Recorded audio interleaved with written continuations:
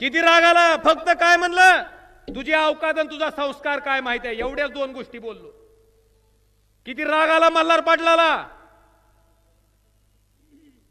रात्री 12ला काही 1ला व्हिडिओ करून काय काय बोलला ऐकलं तुम्ही?